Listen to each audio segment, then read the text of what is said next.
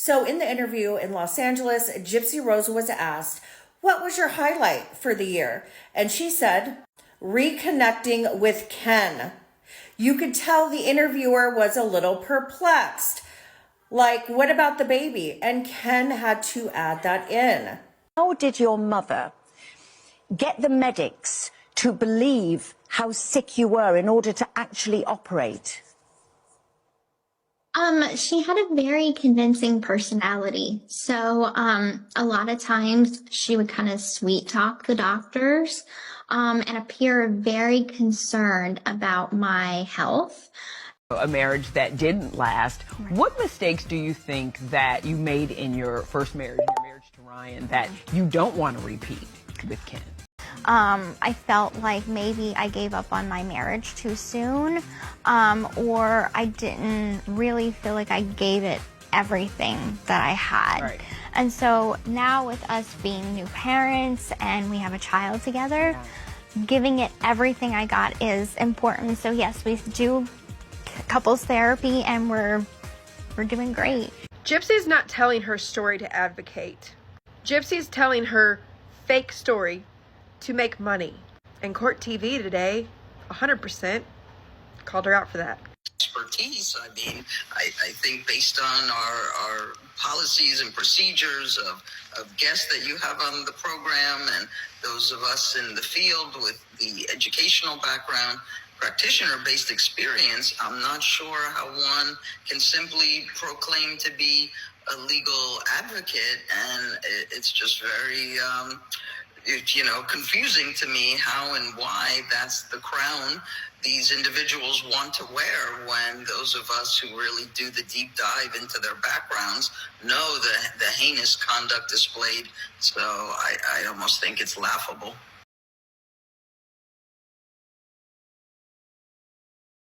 Gypsy Rose Blanchard's transformation from convicted felon to media darling is the kind of story that makes you stop scrolling, but not for the reasons you might think.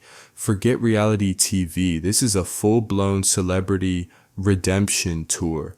And Extra TV is leading the charge with an interview so glowing, you'd think Gypsy just won a Grammy, not orchestrated a murder. The host tosses around nicknames like GRB and treats her like a fan-favorite reality star, not someone who served time for a chilling crime. The tone, light, celebratory, and dripping with hype. But here's the kicker. Is this a genuine comeback, or are we watching the media get played in real time? From the jump, the interview frames Gypsy as a success story, complete with all the trappings of a reality star's triumphant return. There's no hard-hitting journalism here, no tough questions, no pushback. Instead, it's a masterclass in crafting a perfectly packaged redemption arc. But let's pause for a second. Is this really the full story? Or are we being sold a sanitized version of the truth? One of the most jaw-dropping moments comes when Gypsy mentions her baby. The interviewer instantly gushes with congratulations, painting her as the picture-perfect mother without a hint of skepticism. But hold on. Are we really supposed to believe that someone with a history of deception and manipulation is suddenly the gold standard of parenting? Based on what? Her word alone? This is the same Gypsy who spent years fooling doctors, authorities, and the legal system. Yet now we're expected to believe that all of that just disappeared overnight? The media's eagerness to spin this into a feel-good narrative is nothing short of baffling. And then there is Ken, sitting beside her, casually discussing baby burping techniques like he's auditioning for a dad influencer gig. The interview works overtime to sell this image of a wholesome nuclear family, but let's be real. Does anyone actually believe that Gypsy, who gaslit an entire medical profession, is suddenly incapable of manipulation? The whole thing feels less like an interview and more like a PR campaign designed to rewrite her story. Here's the thing. This isn't about uncovering the truth. It's about selling a redemption arc that glosses over the messy, uncomfortable parts of Gypsy's past.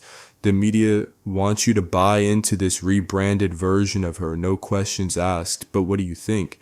Are you buying it? Or is this just the next chapter in a long history of manipulation?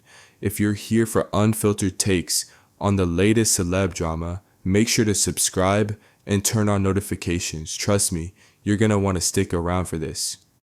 So we're down with GRB. Yeah, you know me. We're down with GRB. Do you know me? I do know you. You do. Okay. No one can forget the Bushman. Has anyone ever said that to you?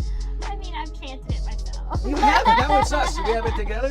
Yeah. Ken, you guys went to the Laker game last night. Yeah, we sure did. Against your New Orleans Pelicans. How'd that work out? It did not at all. They Didn't work out. lost. Lakers are just too good. This Luka Doncic guy's a real problem Yeah, for Good everyone. time though. Congratulations on your baby. Thank you so much. Little Aurora, now 2 months old. 2 months. Just over 2 months now. Where the baby went? You don't look like you had a baby 2 months ago. I was all belly, so as soon as I had her, weight dropped off. The elastic Gypsy Rose Blanchard. Is Gypsy Rose Blanchard's redemption arc a genuine transformation or a masterclass in rebranding? From prison to the spotlight, her story has captivated the public, but as the media fawns over her newfound image, one question lingers. Are we being sold a narrative that's too polished to be true? Let's start with the paternity test moment, a scene straight out of a reality TV playbook. Ken's confident no when asked if he was nervous raised his eyebrows. If there was never any doubt, why even bring it up? The answer is simple: drama. It's a calculated distraction designed to keep us entertained while skirting the harder, messier conversations that should be front and center. But the real issue isn't just the theatrics, it's the lack of scrutiny. Why is Gypsy's story being served to us on a silver platter free of tough questions? The media is quick to paint her as a changed woman, but what about the uncomfortable truths that remain buried? And to take her comments about parenting, for example, when asked if her past affects how she raises her child, she delivers a flawless PR response, framing herself as a survivor while sidestepping any acknowledgement of her role in her mother's death or her history of manipulation. It's a pivot so smooth it's almost impressive, but it leaves us wondering, where is the accountability? And then there's the elephant in the room, her history of deception. Does she ever address the years she spent lying, manipulating, and orchestrating every move? Does she show any concern about how that might impact her ability to parent? Or are we just supposed to believe that all of that vanished the moment she stepped out of prison? Based on this interview, it seems she's still dodging the hard truths, and the media is letting her. No pushback, no critical questions, just a platform for her to craft her own narrative unchallenged. So why is everyone so eager to buy into this redemption story? Why is it easier to sell a neatly packaged arc than to dig into the gaps that still linger? As audiences, we're left to wonder, are we being told the full truth? Or are we just being fed a story that's too good to question? The real scandal here might not be Gypsy's past, it's the media's refusal to hold her accountable in the present. I never had any doubts of who the father was. Are there any regrets that you do have, though? Because there has been this conversation about you getting pregnant before your divorce was over. I don't regret the outcome, but I could have handled it better. I think we both could have handled it better, and that's hindsight 2020. But we're here now, and we're looking at the positive, and we have a beautiful daughter. You do have a beautiful daughter. You definitely do. Ken, I wonder, did you have doubts going in, thinking, am I the father? Am I not the father? What am I going to do about this? I think that the entire time I knew that I was the father. You knew. Because I knew the timeline, I knew all the information. So I had no doubts. And then, in fact, when we did the first test a few months back, like, it was more so for everyone else, not for us. We already knew. So, The media has crowned Gypsy Rose Blanchard the decade's most misunderstood victim, but here's the burning question. Are they uncovering the truth or just selling a story? Let's peel back the layers of this perfectly packaged narrative, starting with loose women who wasted no time framing her as a sympathetic figure. They open with the bombshell. She was jailed for the murder of her mother, only to immediately pivot to her alleged abuse, a calculated move to prime the audience for pity. And just like that, critical thinking goes out the window. Then came the softball questions. How did your mother convince doctors you were sick? Gypsy delivered her well-rehearsed answer. Her mom charmed doctors into believing she was ill. But wait, these were trained medical professionals, specialists. Are we to believe not one of them questioned her condition? Where are the second opinions, the overturned diagnoses, the paper trail? If the system failed her so catastrophically, where's the proof? Instead, we're handed Gypsy's version of events, and the media treats it like undeniable truth. But it doesn't stop there. Gypsy drops another bombshell. Her mother drugged her to fake illnesses. That's a staggering claim. So where's the evidence? No medical records, no toxicology reports, no receipts, just her word.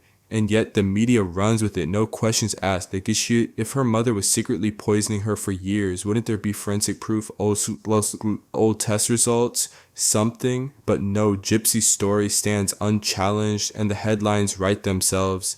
Then comes the emotional crescendo. Gypsy talks about feeling trapped and says she regrets what happened, but listen closely. Her words are carefully crafted. She tosses out a vague hindsight is 20/20th without fully owning her actions. It's remorse without accountability, and the media lets it slide. No tough questions, no alternative perspectives, just the same one-sided narrative they've been pushing all along. So what's really going on here? Is Gypsy Rose Blanchard a victim of circumstance, or is there more to the story that's being glossed over? The media's version is compelling, but is it complete? Let's hear your thoughts. Drop a comment below, and if you're hooked on this deep dive, don't forget to hit that like button. The truth might be messy, but it's always worth digging for. And in the trailer, Gypsy, you said that some have said they think that you might not be a good mom because what you've been through. Why was that something you wanted to share about on the show? Because it was something that was affecting my mood. I'd read comments online, and it was very hurtful because it's like I am being judged based on either one, my crime, or two, my past with my mom. So I felt like I'm not being given a fair shot at proving myself as a mom. People were saying that stuff when I was pregnant and I had not even done anything with my child. So I wanted to share it because it was deeply impactful for me, and it was something to overcome. Now, both of you seem so happy together. How did you know that you were meant to be, or when did you have that moment? I think we just have a strong connection. We have great chemistry. We just enjoy being around each other. Like we uplift each other, and like whenever we go out into the world and do anything, we can make fun, or have a fun time with it. And there's not really anything out there that I want to do that doesn't involve her or our family. Like that's how I know. Gypsy Rose Blanchard's media tour is in full swing, and let's be real, this isn't about accountability. It's about controlling the narrative. Every interview, every headline, every feel-good moment carefully steers the conversation away from responsibility and straight into a redemption arc that just doesn't add up. She's selling a story where she was powerless, trapped, with no way out, but the facts, they tell a much different tale. This wasn't some naive, helpless child being forced into a crime. Gypsy was a grown woman who made a calculated choice. She had options, she had internet access, could communicate with people outside her home, and even had the ability to craft a complex escape plan that involved murder. That's not the behavior of someone with no choice. That's the behavior of someone who made one. But now she's spinning the whole thing as if it were inevitable, as if there was never another path she could have taken.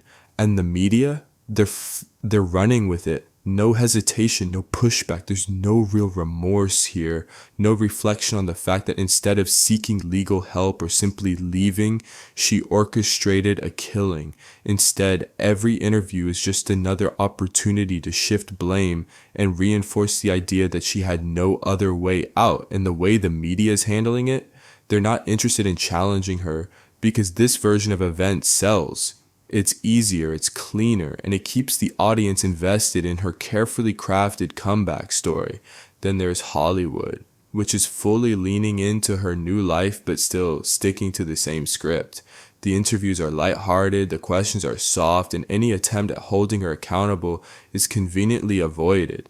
And when they ask about her being a mother and how she feels about people doubting her parenting, the answer isn't reflection, isn't acknowledgement, isn't even an attempt at reassurance. It's just that it hurts her feelings. That's it. No discussion on why people might have legitimate concerns. No deeper conversation about her past manipulation or what she's learned. Just more of the same, playing the victim, deflecting responsibility, and letting the media do the rest. So here's the real question. Why is no one willing to challenge the story she's been curating for years? Because from where we're sitting, it looks a lot less like justice and a lot more like a PR strategy. Gypsy Rose, what about, the challenges of being a mom, just given the abuse that you suffered as a child? I feel like my past doesn't really have any effect on how I am with my own daughter. The only way it affects it is I realize like how much I want to give her, how much happiness I want to give her, because looking back on my childhood, you know, I realize where my mom went wrong, and with that knowledge, I'm taking it, applying it, and choosing not to follow Is there in a my specific mom's way she went wrong, or do you mean just in general? In general, the story everyone knows. Yeah, the story everyone knows, and you know, little things that maybe people don't know, or like just kind of like decisions that she made. Like she didn't have a baby shower, and so I chose to have a baby shower. It's just kind of like little things that are not really so significant, but it individualizes me as a mom and separates me from my mom. I went to a After years of deception, exaggeration, and carefully crafted victim narratives, are we really supposed to just take her word for it now? The latest interview was supposed to be a moment of clarity, a chance to finally address the skepticism surrounding her, but instead it felt more like a PR exercise in dodging accountability. And the worst part, the interviewer let her off the hook completely. People aren't just skeptical for no reason. She spent years misleading the public, pretending to be sick, exaggerating conditions, and pulling others into her fabricated drama. Yet now, when legitimate concerns are raised, she simply brushes them off as if they're beneath her. Rather than facing the scrutiny head on, she chooses to deflect, and the interviewer plays right along, focusing on trivial details instead of the real issues at hand. Take, for example, the bizarre tangent about the name Aurora Nam. Instead of tackling any of the pressing controversies, she makes sure to clarify that it's not a Disney reference, because apparently that's the question people are dying to have answered. Meanwhile, the actual question that could hold her accountable, completely ignored. The entire conversation shifts toward light, inconsequential topics, steering far away from the serious concerns people have been asking about for years. It's classic misdirection. Keep things surface level, avoid confrontation, and hope people forget about the deeper issues. Then there's the strangest part of the interview, the discussion about her ex-fiancé. The host brings up his odd statement about stepping up if the baby was his, an awkward moment that could have led to some real insight, but instead of pressing for clarity, it's treated as a passing joke. No follow-ups, no real engagement, just another opportunity wasted. The entire interview was a masterclass in dodging accountability, and yet some people will still eat it up without question. After you've gone through disappointment and gone through, you know, a marriage that didn't last, what mistakes do you think that you made in your first marriage, your marriage to Ryan, that you don't want to repeat with Ken? Honestly, I feel like judging the whole relationship on like one bad day, or a few bad days. I feel like people go through ruts, they go through challenges, and you can't just write off that relationship just because it gets hard. I felt like maybe I gave up on my marriage too soon, or I didn't really feel like I gave it everything that I had. Right. And so now with us being new parents and we have a child together, giving it everything I got is important. So yes, we do couples therapy and we're doing great. It's work, but it's good work, right? It's Work that fruitful matters. work. Yes. Absolutely, because like you said, you are parents to a new baby girl, Aurora. Yeah, you both get these grins on your face when you say. Every time this conversation resurfaces, it's clear it's all for drama. It adds tension, keeps the clicks coming, and secures ratings. And notice how Gypsy isn't even fazed. She's been in the media long enough to know how this game is played. She's choosing her words carefully, dodging the tough questions, and curating her image in real time. She knows exactly what to say and what to ignore. And then the Menendez brothers enter the chat, confidently taking advice from Gypsy about handling the media after prison. The audacity. Gypsy, who turned her post-prison life into a media spectacle, is suddenly the authority on avoiding the pitfalls of fame. It's almost laughable. She didn't ease back into society or take time to reflect. She sprinted straight into the spotlight, cameras flashing, deals in hand, eager to capitalize on the infamy of her name. And now she wants to act like she's above it all. She's turned her past into a brand, embracing the very media attention she now warns others about.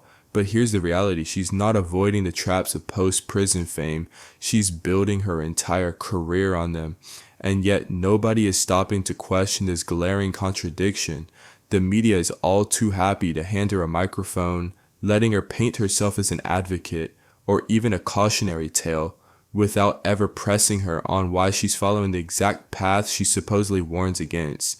The double standard is impossible to ignore.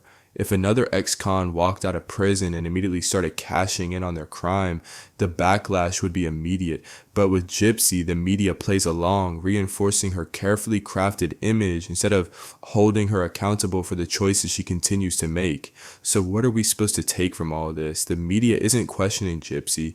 They're just recycling the same narrative over and over. Poor, innocent Gypsy, victim of a monster mother.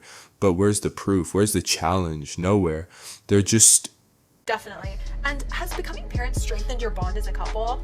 Yes, It absolutely. Yeah. We are forced to problem solve a lot better. Yeah. We just realize that we're in this together. You know, it's all about the family now, and yeah, there's no problem that we can't overcome. Yeah, and I know in the trailer you mentioned that you can't currently like live together. What was that experience like, and what will fans get to see this season about that on the show?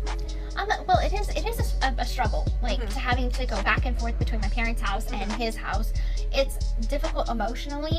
It's difficult on Aurora because the first night either at home or at his house is like she gets fussy because it's constantly changing her environment. And it's I couldn't drive myself, so he would have to come pick me up, and it was an hour away from both places. So it's hard to juggle and navigate that. So they're gonna kind of see my emotions towards it all and how difficult it truly is.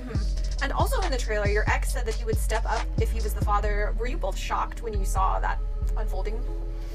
I wasn't really shocked. I mean, I think it's admirable that if he was potentially the father, that he would step up and take responsibility. But we always knew who the father was. There was never any doubt. Yeah, I saw you mention that in the trailer as well. Yeah. Do you keep in contact with him, or is there any message that you'd want to share with him? No, I mean, we have both kind of figured out that right now is not a time, like it's so fresh to the both of us, so it's just not a time where we could have a conversation and it doesn't end with sort of like shots being fired or something. So yeah, best to keep it separate. Yeah, just separate. Letting her tell her story exactly how she wants, and we're all expected to take it at face value. But let's be real, there are way too many gaps, way too many contradictions, and way too much selective storytelling happening here. Every interview follows the same well-crafted PR script, and no one dares to push back. Why? Because controversy sells. The media isn't interested in exposing inconsistencies, they're interested in ratings, views, and clicks.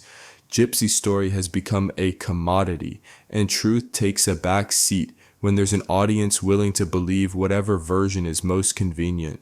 So let's ask the real questions. If her mother was truly as monstrous as she claims, why isn't there an official medical diagnosis of Munchausen by proxy?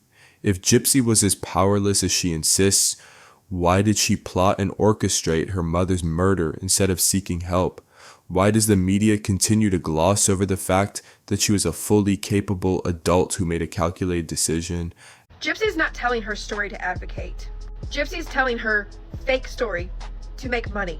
And Court TV today, 100%, called her out for that. Expertise. I mean, I think based on our policies and procedures of guests that you have on the program and those of us in the field with the educational background, practitioner-based experience, I'm not sure how one can simply proclaim to be a legal advocate, and it's just very, confusing to me how and why that's the crown these individuals want to wear when those of us who really do the deep dive into their backgrounds know the heinous conduct displayed. So I almost think it's laughable.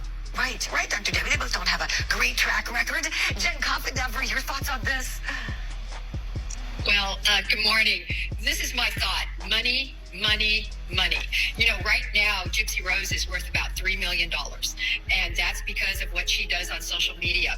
And Casey Anthony is just looking at getting right aboard that gravy train and writing it. If you look at what she says, everything is I and me, and I was thrust into this, and this has been asked of me or put upon me. It's all baloney. It's about the dollar bill. Oh, I love that analysis, Jen. Thank you. There was also one more thing that I found interesting. It's growing. And we are in a very odd time where we're celebrating people in the back for reasons that they find important. We find that, we're celebrating people who have hurt people. It's like nothing I've ever seen. And so that's the part of the population that is really concerning. Yeah. I love when the lady said the people who actually know to do their research and to look into these things, to understand the depth of the heinous acts that both of them have committed, as well as this generation of people that celebrate people who unalive people. Part of it's Hollywood. Keep in mind, they bought Gypsy's story before she even took her plea deal. HBO, for Mommy and Dearest. It's sick they got their hands in this because too many cases of Munchausen by proxy were not really well known. And they thought, oh, this is too good. We're going to get a hold of this. And we're going to lie, and we're going to twist it, and we're going to make it more interesting. This is wrong. It's heartbreaking that we as a nation are celebrating murder. And you can say that the two of them have absolutely nothing in common, but they do. It's all about the money and playing on your sympathy and thinking you're stupid because you won't even look to see the truth. And most importantly, why does no one ever challenge her inconsistencies? Are we getting the full story or just the carefully curated version Gypsy Rose wants us to see? Buckle up, because her tale is a whirlwind of jaw-dropping twists, shocking contradictions, and enough media spin to make your head spin. From her emotional interviews to the controversies that keep us all talking, we've dug deep to uncover the truth behind the headlines. And guess what? We've got it all laid out for you. Don't miss our next video, packed with deep dives, exclusive insights, and the secrets you need to know. Ready for more? Hit that next video, subscribe, and stay tuned as we keep peeling back the layers of this unforgettable story. See you in the next one.